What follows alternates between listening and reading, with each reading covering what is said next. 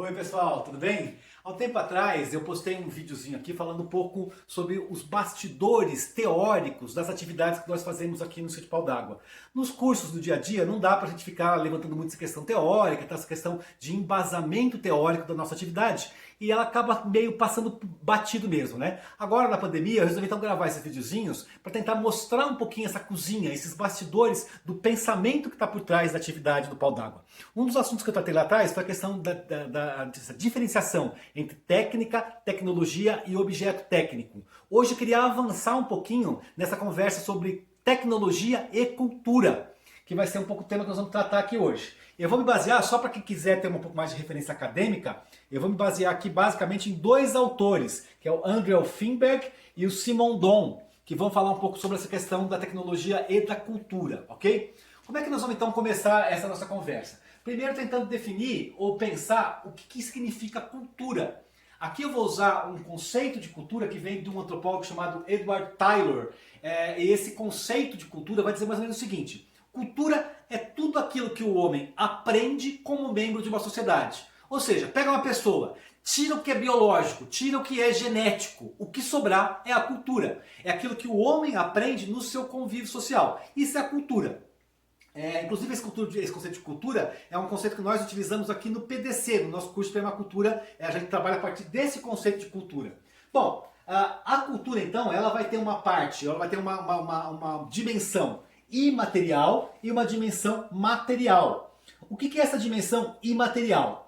A cultura, ela é a ideologia, elas são os valores, elas são as crenças, elas são a nossa maneira de enxergar o mundo, elas constituem o nosso imaginário sobre o mundo. Mas ao mesmo tempo, a cultura também é a parte material, elas são os prédios, elas são as máquinas, elas são as tecnologias sociais, a política, a economia, são todas formas de imaginar o mundo que estão dentro desse conceito de cultura. Nós podemos dizer que não existe ser humano sem cultura. Tudo que nós fazemos a partir da cultura. Tem um outro antropólogo chamado Kreber que dizia até que a cultura faz com que nós sejamos seres super-orgânicos. Ou seja, nós não agimos mais em função apenas do corpo, mas a nossa principal fonte de ação no mundo é o nosso imaginário e a nossa materialidade.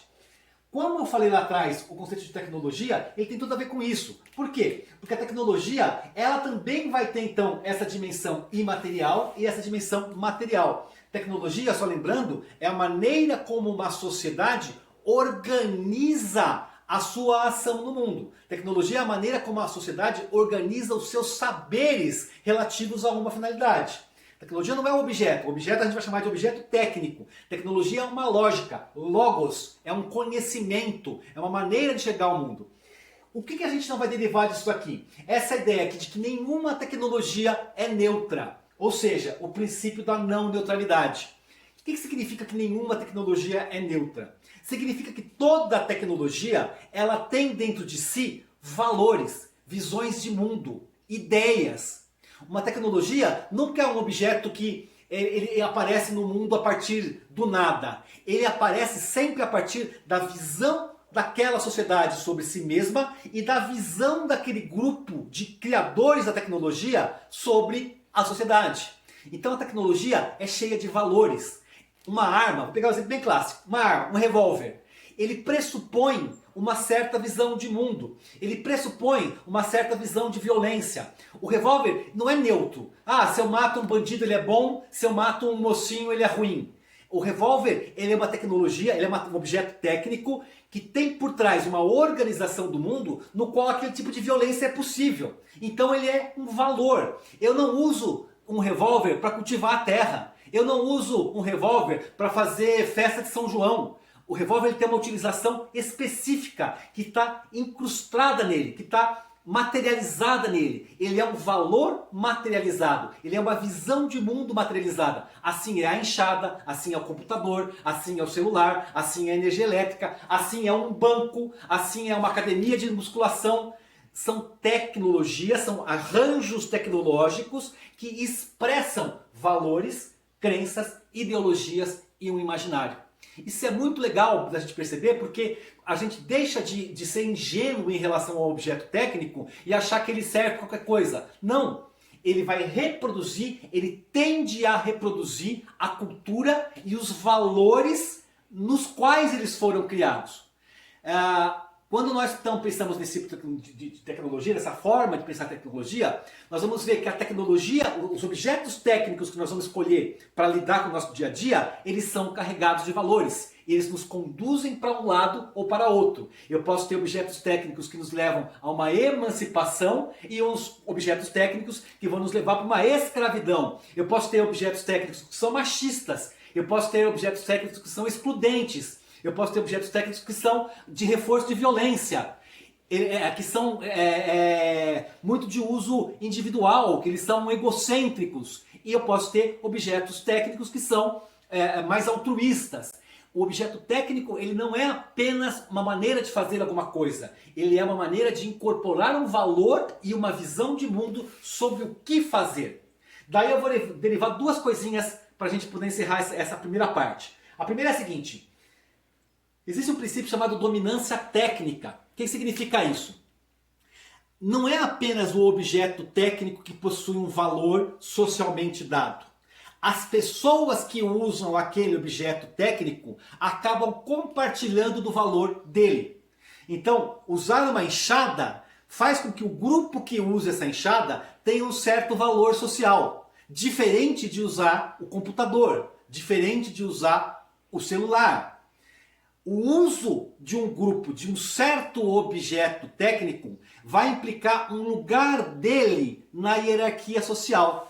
Ou seja, hoje no nosso mundo contemporâneo, quem manja das tecnologias digitais, quem manja das tecnologias da informática, ocupa uma posição de destaque social por conta das ferramentas que usa, em relação aos que não usam essa tecnologia e que lá no limite vão ser, por exemplo, os agricultores, as pessoas que trabalham com a mão, os mineradores, enfim, pessoas que usam tecnologias, que usam objetos técnicos que são desqualificados socialmente.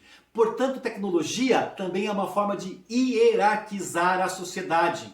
Portanto, tecnologia também é uma forma de dominação. Isso vai ser extremamente importante quando a gente for falar sobre tecnologia e permacultura, para a gente tentar enxergar que todo objeto técnico é uma forma de dominação social.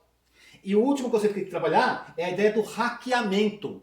Eu posso fazer com que um objeto técnico haja contra a sua própria origem. Eu posso fazer com que um objeto técnico ele negue os seus valores e o universo que o produziu. Só que isso demanda energia. O objeto sempre vai tender a voltar para aquilo que o produziu. Eu posso usar, por exemplo, uma enxada para fazer uma água... Vamos pegar um exemplo melhor. O trator, para usar dentro da agroecologia, para usar dentro de uma ecologia de pequena escala, uma ecologia familiar. Eu posso fazer isso, mas ele sempre vai me tender a jogar para a agricultura industrial, porque ele vai precisar de combustível, ele vai precisar de máquina, ele vai precisar de manutenção, ele vai precisar de peças. Então, se de um lado eu consigo usar aquele trator que é concebido para uma agricultura em grande escala, eu consigo usá-lo na minha horta, no meu espaço menor, ele vai sempre forçar a barra para voltar para o sistema que o produziu. O hackeamento é possível, mas ele demanda uma energia constante para manter aquele objeto fora do seu universo de valores. Ok? Agora eu queria falar um pouquinho então sobre essa questão da tecnologia e permacultura. Vou fazer uma magiquinha aqui, vocês não vão nem perceber, quer ver? Ó?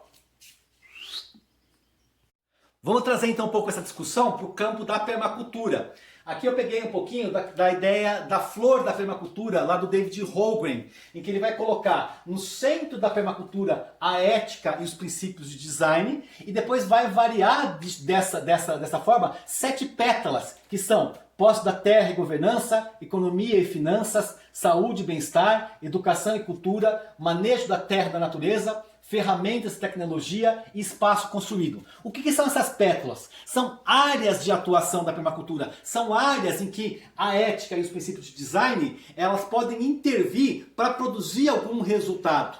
Dentro dessas áreas, então, eu separei entre áreas que mexem com tecnologias prioritariamente sociais, que são essa, posse da terra e governança, economia e finanças, saúde, bem-estar, educação e cultura. E áreas que mexem com tecnologias mais físicas, manejo da terra e da natureza, ferramentas de tecnologia e espaço construído. Dessas áreas, então, o David Hogan vai derivar atividades, que são atividades consonantes, que estão junto com a permacultura. Por exemplo, uso de ferramentas manuais, uso de bicicleta, bioconstrução, o ativismo pela morte digna, arte e educação, parto humanizado. Há uma série de áreas de atuação concreta do ser humano que o David Hogan vai agrupar em torno dessas 7 pétalas. O que eu quero mostrar disso daqui? Na verdade, o que a gente pode usar como critério para avaliar as tecnologias dentro da permacultura? Em primeiro ponto, lembra que eu falei lá atrás que toda tecnologia, todo objeto técnico, ele é valor, ele tem uma visão de mundo. Quando eu olho para o objeto técnico, para o permacultor, não basta olhar a função que ele desempenha. Eu tenho que olhar qual é a visão de mundo que está intrínseca naquilo. Eu tenho que olhar quais são os valores que presidem, que antecedem a construção daquele objeto técnico, antes de utilizá-lo para mim. E eu vou fazer isso então em todas essas áreas. Eu vou usar a ética e os princípios de design para avaliar objetos técnicos e perceber se aquele objeto cuida da natureza, cuida dos homens e impõe-se a si mesmo um limite de bastança, impõe-se a si mesmo uma justiça nas trocas. Eu preciso avaliar a tinta que eu uso a partir de um critério ético. Eu preciso avaliar a telha que eu uso a partir de um critério ético. Eu preciso avaliar a minha ferramenta manual, a minha enxada, o meu facão, a partir de critérios éticos. Isso é fazer permacultura. Não é simplesmente buscar a melhor ferramenta para executar uma função, mas é buscar, olha que louco, a ferramenta mais justa, a ferramenta mais correta, a ferramenta mais ética. Eu tomo a liberdade de, além desses pontos de vista aqui que o David Hogan já descreveu na Flor da Permacultura, acrescentar 3 coisas que para mim até estão lá, mas que podem ser mais evidenciadas, que eu acho que é um momento importante de evidenciar. Eu tenho que saber se as minhas ferramentas, se meus objetos técnicos, eles me auxiliam na autonomia compartilhada. Quer ver um exemplo? Eu vou usar lenha ou energia solar? O que aumenta a minha autonomia? É a lenha ou é a energia solar?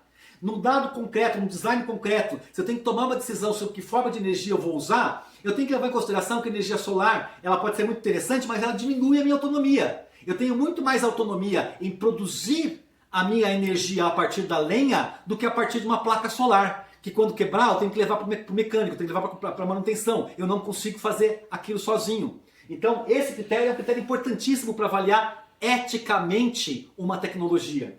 Outro, a justiça econômica dele. Primeiro, priorizar objetos técnicos que me tirem do universo da troca monetária, que eu possa trabalhar com eles a partir de uma troca de utilidades, de serviços entre vizinhos, uma economia local. Então eu prefiro tecnologias com as quais eu me envolvo com a comunidade do que tecnologias que eu tenho que comprar, que eu tenho que pagar em dinheiro, de que eu tenho que pagar uma manutenção mensal, de que eu tenho que ter peças caras, de que eu tenho que importar peças para que ela exista. Então, em termos de justiça econômica, essa ferramenta ela é mais ética, esse objeto técnico é mais ético do que outros. Em terceiro, a inclusividade e a universalidade.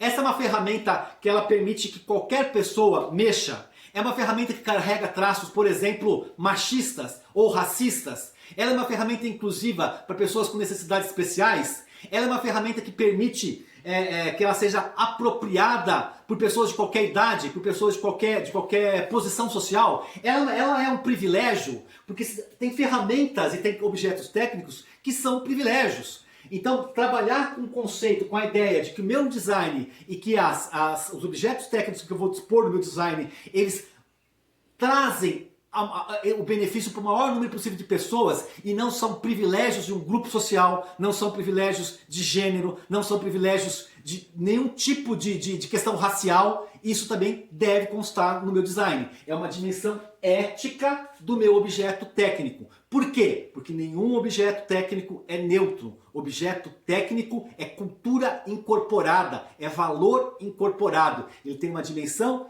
imaterial que fala da maneira como você enxerga o mundo e, portanto, do mundo que você quer construir. Não basta ter uma ferramenta eficiente, é necessário ter uma ferramenta justa que leve o mundo para o mundo de valores que a permacultura vai pregar. É isso aí. Vamos fazer aqui um post-scriptum. Eu estava conversando com a Elaine, a gente estava revisando aqui o vídeo antes de postar, e apareceram algumas dúvidas que eu acho que é legal a gente explicitar. Uma delas é essa questão dos exemplos do que seriam tecnologias então inclusivas, tecnologias que incluem a comunidade LGBTQI, inclui a questão da mulher, inclui a questão do negro, inclui a questão do portador de deficiência, de necessidades especiais, o que quer que seja. Eu, de propósito, não quis dar muito exemplo. Por quê? Porque a questão do lugar de fala. Não cabe a mim dizer o que seria uma tecnologia apropriada para a mulher. Cabe a mim dizer que as tecnologias têm valores intrínsecos e elas reproduzem nos seus valores, no seu uso, os valores da sociedade que a produziram. E que, portanto, há tecnologias cujo usuário dela é um homem, branco, hétero. Há tecnologias e há objetos técnicos que eles pressupõem um certo perfil de ser humano como sendo seu usuário padrão. E, portanto, exclui outras possibilidades de humanidade, exclui outros grupos do uso daquele objeto. É claro que esses outros grupos podem usar esse objeto, mas, de novo, eles não foram concebidos para aquilo, eles foram concebidos para reforçar uma hierarquia social, uma hierarquia da técnica, uma maneira de conceber o mundo. Cabe então a esses grupos se apropriarem dessas ideias e perceberem o objeto técnico como um espaço de luta, perceberem a tecnologia como um espaço de permanente tensão na sociedade e que vale a pena, sim, dar o ponto de vista o ponto de vista do seu grupo sobre aquele saber, sobre aquela técnica, sobre aquela tecnologia, sobre aquele objeto técnico. Então a minha intenção foi muito mais, vou dar um exemplo bem clarinho, bem banal aqui, o trator. Quando um trator é imaginado, as pessoas que conceberam o trator imaginaram quem estaria operando aquele trator. Imaginaram como se esse cara seria homem ou mulher, imaginaram qual seria a cor desse cara, imaginaram o status social dele, imaginaram um monte de pressupostos para criar uma máquina para aquele operador pressuposto trabalhar. Eu não tenho que dizer como é o trator da mulher. As mulheres é que têm que refletir sobre isso e dizer qual é o seu trator. Eu não tenho que dizer se um trator ele é racista. São as pessoas que se sentem vítimas do racismo que devem se apropriar dessa discussão e dizer como deve ser o trator para elas. E não só o trator, mas que modelo de agricultura atende às suas características, porque o trator também pressupõe um modelo de agricultura. Talvez não seja o trator que seja machista, seja a agricultura que seja machista. Então essa é uma discussão que cada grupo deve levar para si, para transformar a arena da tecnologia também numa arena social. Transformar não, ela já é. É simplesmente ganhar consciência que tecnologia é uma arena de luta social. É isso aí.